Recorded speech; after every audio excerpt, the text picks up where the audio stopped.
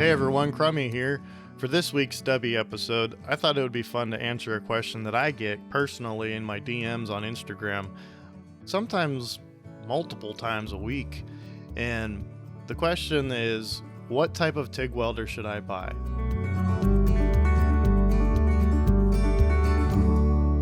For this question, the first thing that I ask is two questions. One, what's your budget? Then the second one, what is it you want to do? And most of the time the budget is around $2,000 or less, and I just want to tinker in the garage and learn how to TIG weld on my own.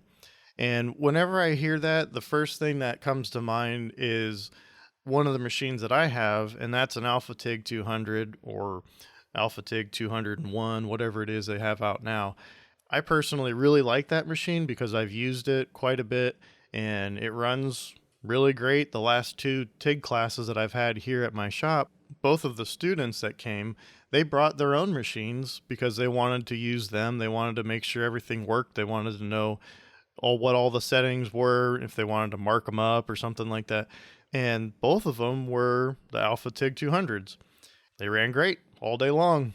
Half the day on aluminum, the other half on stainless and steels. Ran perfect. And for a lot of people, that's what they want, is just something they can play with. They can tinker in their garage. They're not planning on running a business out of their garage. They're not, if it breaks or something, it's not the end of the world. I mean, it sucks if it breaks, but no money lost because they're not doing any jobs or anything, but it'll do the majority of what you want.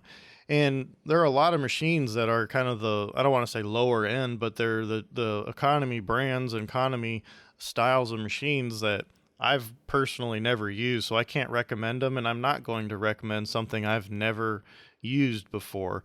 And, like they have I believe it's a Prime Weld or something along those lines. And there's a lot of them.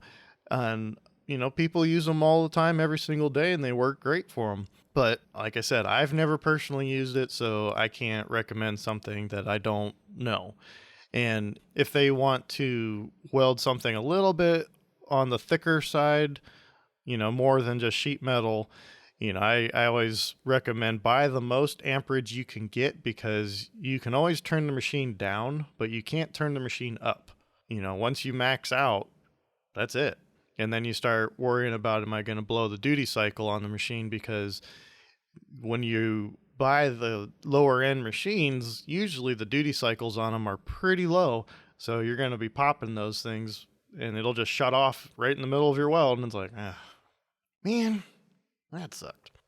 If you're wanting to do something a little bit more with the thicker aluminums and all, that's when I start to recommend like a Everlast 250EX, or I think they have a 325 or something along those lines. But, always buy as much as you can amperage wise, so that, like I said, you can always turn it down, but you can't turn it up, and you won't be pushing that duty cycle all day long.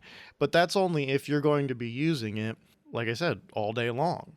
Are you going to be pushing that machine for an hour, 2 hours straight? Or are you just going to be doing something for 2 or 3 minutes? You might be able to get by with it, with the proper preheating and doing all the extra little tricks and stuff that will push your machine to its limits and still get the job done.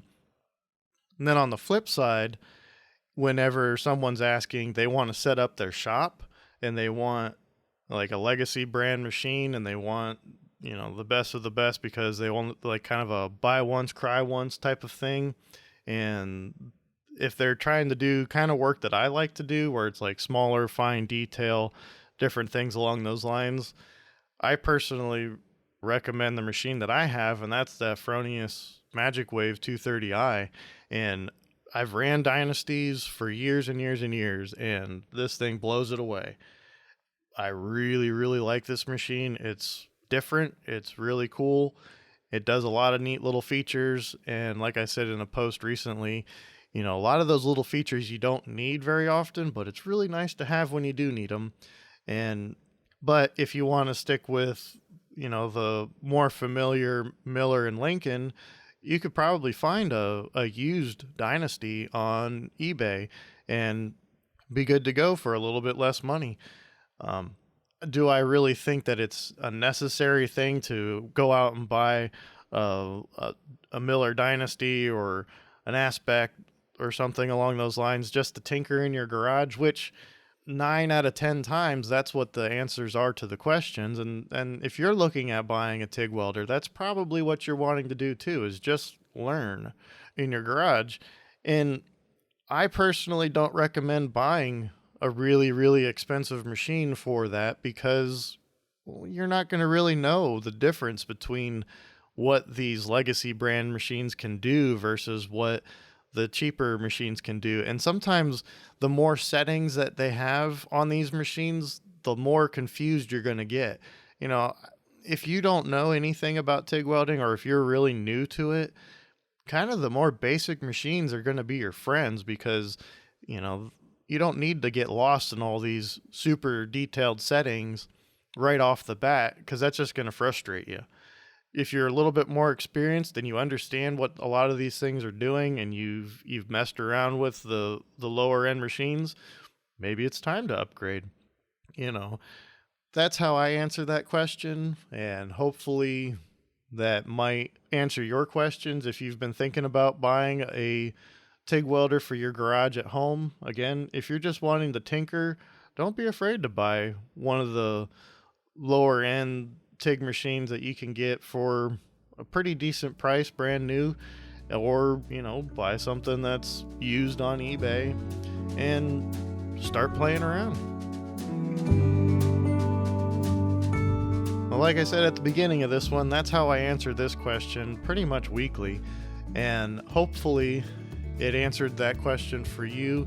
And if you are in the market for buying a TIG welder to learn how to TIG, I say go for it. The best way to learn, get your feet wet and do it. Hood time is good time. If you have a question you'd like to hear answered on one of these stubbies, be sure to send your question to weldingtipsandtrickspodcast at gmail.com and let us know what your question is. Maybe you'll hear your question next. Have a great week.